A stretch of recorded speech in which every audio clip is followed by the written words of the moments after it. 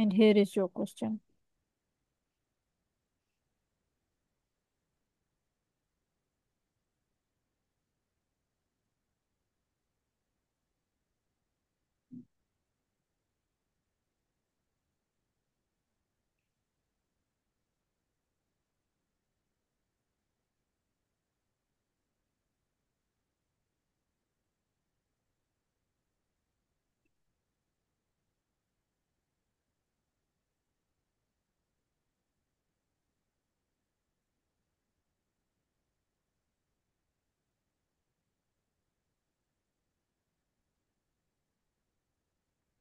Right, so if you have read and understood, considering it critical care scenario, please tell me how would you manage this patient now? Okay, first I will resuscitate the patient, then I will monitor the patient, and then I will control bleeding. For resuscitation, I will start by checking airway and then breathing. I will give oxygen. And for circulation, I will insert two wide body cannula and I will start fluid resuscitation. Then I will take blood sample for 2 to 4 unit cross matching and for investigation for CBC and coagulation profile for urea and electrolyte. And also I will insert urinary catheters and central line. And for monitoring patient, I will admit patient to the high critical area. I will Yes. monitoring the heart rate, blood pressures, and urinary output and central venous pressure. And Okay. for bleeding, I will keep You'll, medication. doctor, you'll be managing this patient according to which protocol? Uh, according to critical ill surgical protocol. Okay. Can you tell me what are the differential diagnoses you'll keep in your mind while you'll be managing this patient? Bleeding, esophageal varices due to portal hypertension as a result of alcoholic liver cirrhosis, malarious tear or Boré syndrome or bleeding peptic ulcer. All right, good. Can you please tell me what is the pathogenesis behind portal hypertension? How does it take Okay, place? Yes. okay. In liver cirrhosis, there is a fibrosis, Yes. and the fibrosis increase the portal hypertension vascular resistance and also obstruct the portal vein flow. So this lead to portal hypertension. Okay, good. Can you tell me, can you name few sites where portosystemic anastomosis takes place? Yes, in the lower esophagus Okay. and on and Between around the lower umbilical. esophagus? Yes, please tell the branches as well. Okay, in the lower esophagus, the portal branch draining into the left gastric vein and the esophageal branch Branch, very good. uh, draining into esophagus vein. All right. Yes. Where else? And the upper anal canal, Yes, the please.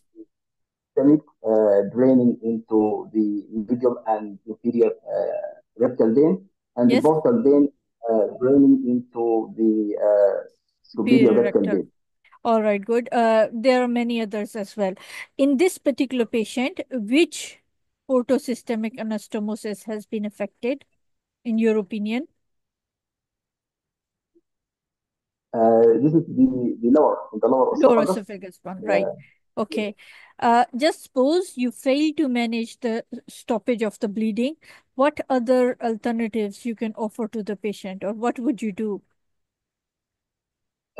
if failure of endoscopic, failing to control breathing, Yes? I will do I will insert the single Stephen tube or Minnesota tube as Yes? alternative. Yes? What about the Yes. endoscopic banding or the injection sclerotherapy? What surgical options you can offer this patient?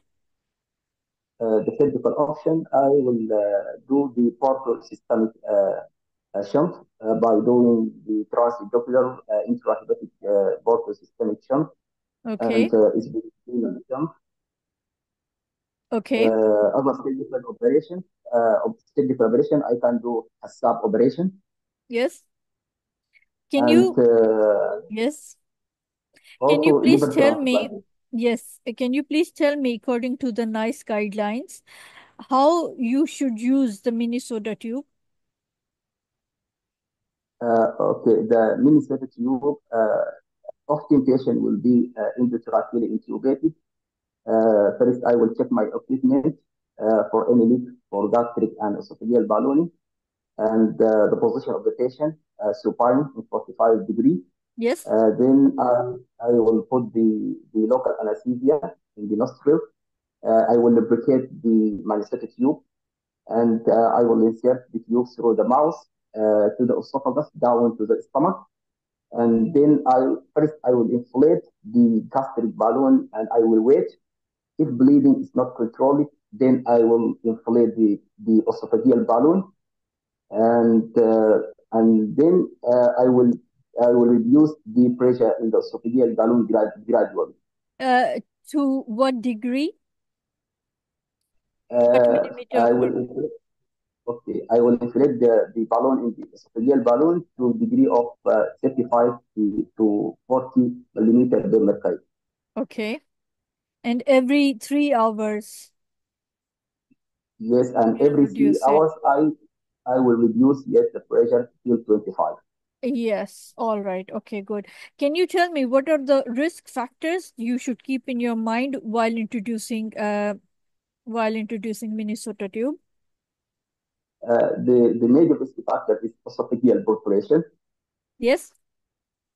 Yes, and Uh, yes, please. okay, And yes, what are right. the complications you should keep in your mind? The complication is the mediastinitis and sepsis. All right. Okay, perforation. Are there any contraindications when you should not be using this tube? Indication not using this tube. Contraindications, yes, please. Uh, When patient has recent, yes, recent okay, please can you say this question? esophagogastric surgery, or when there is a stricture, or when there is esophageal tear. Okay, can you please tell Okay. me why, since the patient is alcoholic, so what are this alcoholic patient leads to, or is the risk factor for thrombocytopenia? Okay. In the alcohol, there is deficiency in vitamin B12. So the vitamin B12 is important in the DNA synthesis, and in the impairment of the DNA synthesis, the cell cannot progress from the G2 phase to the mitosis phase, and this will lead the cell to be going without division, leading to macrocytosis. Okay. Who would you involve in the management of this patient? I first I will involve my consultant and the hepatologist, hepatobiliary surgeon, And and the hematologist also. yes, all right. Can you tell me what are the indications of platelet transfusion in this particular patient? Uh, in this particular patient, he has low platelets. Okay. Uh, And okay,